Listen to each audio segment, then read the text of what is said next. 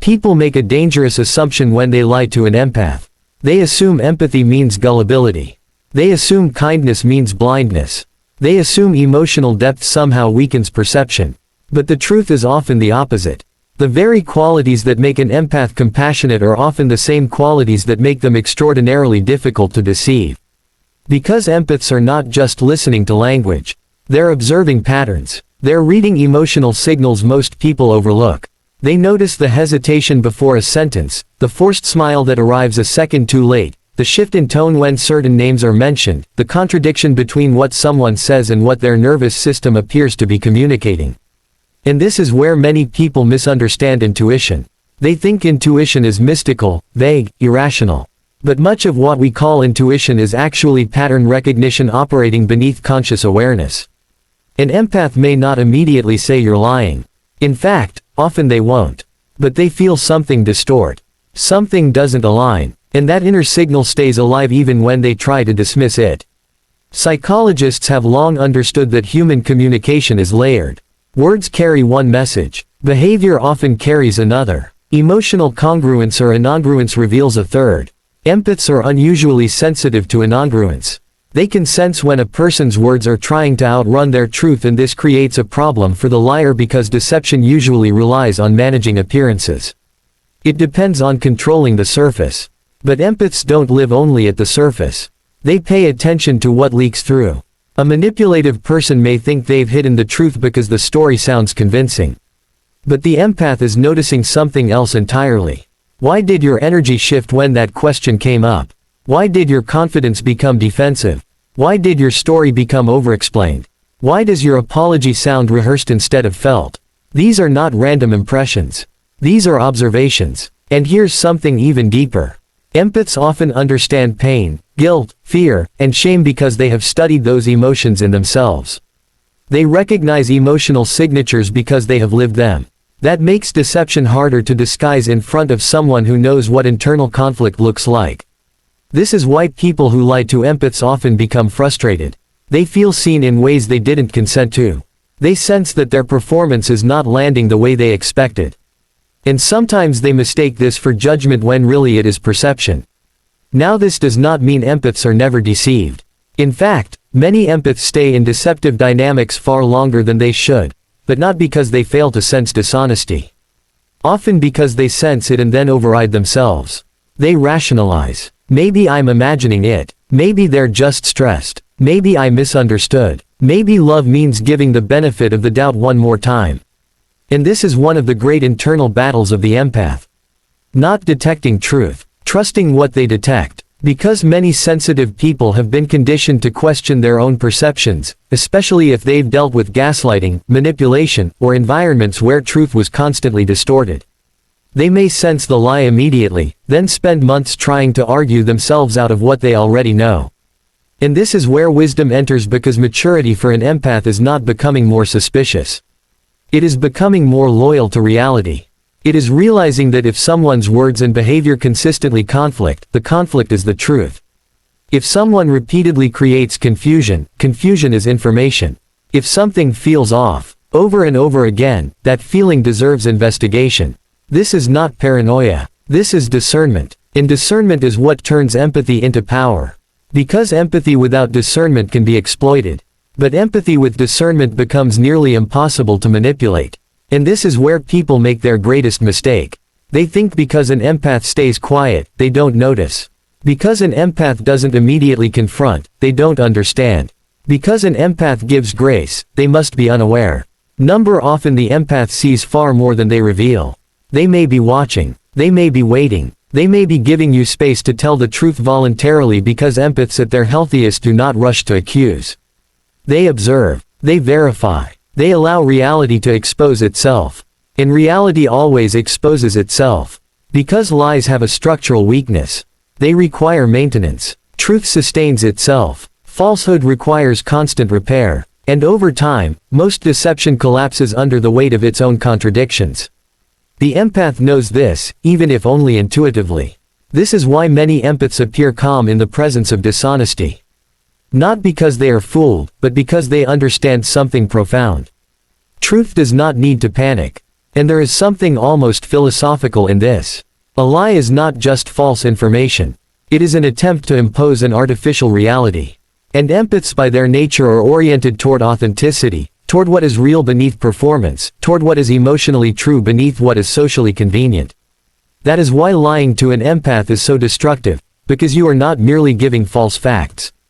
You are violating the very principle they organize human connection around, and they feel that deeply sometimes before you even finish speaking. So when someone lies to an empath, they often believe they are hiding something. But what they may actually be doing is revealing themselves, revealing their fear, revealing their integrity, revealing the fracture between appearance and character. And eventually the empath sees that fracture clearly. Not because they are psychic, because they are paying attention. That is the power people underestimate.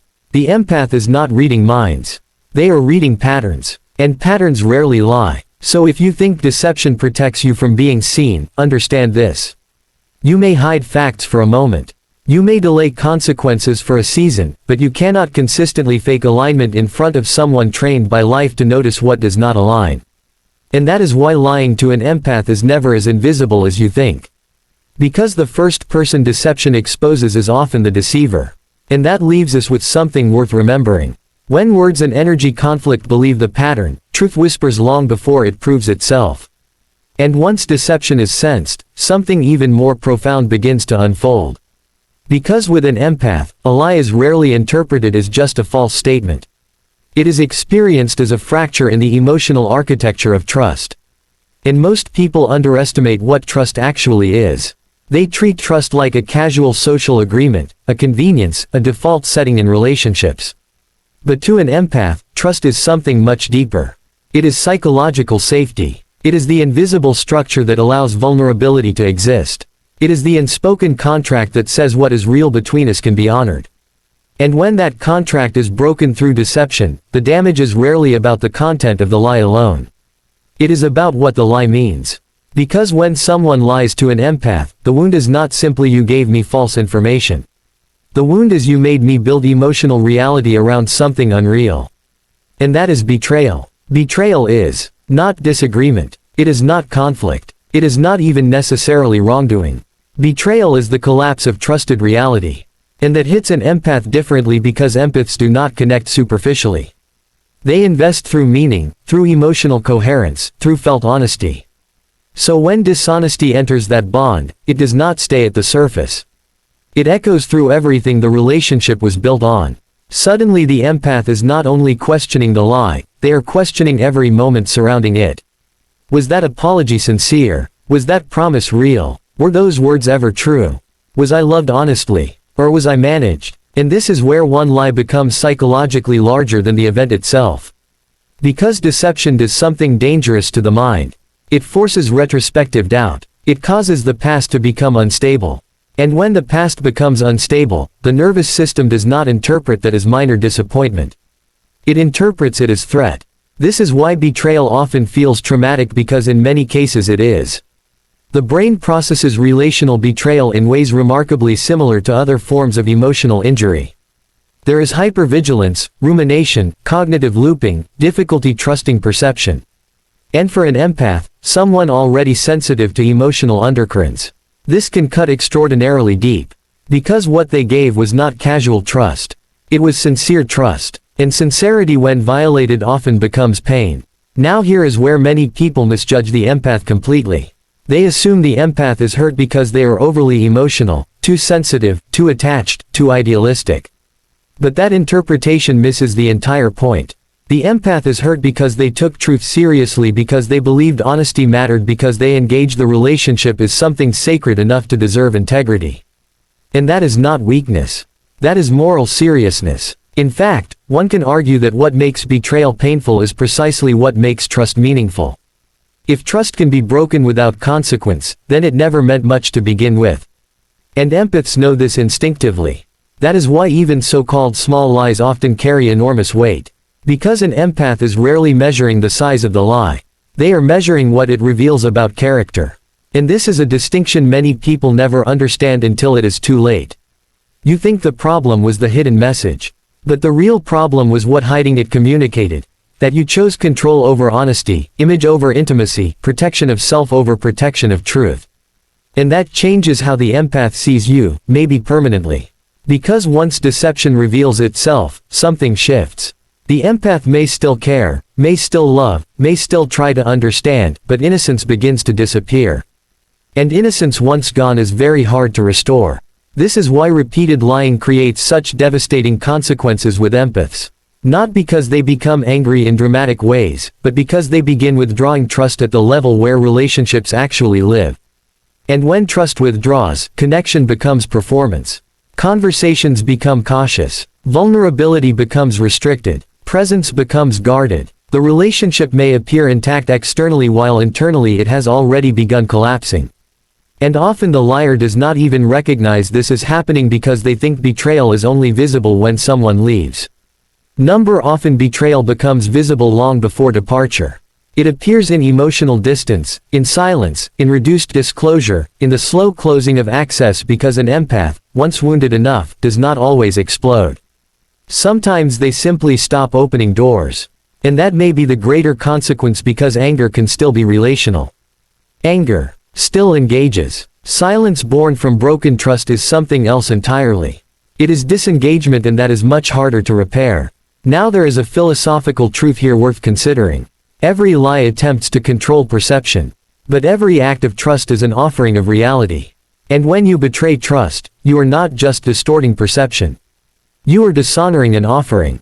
That is why betrayal carries moral weight. It violates something human beings require to flourish together.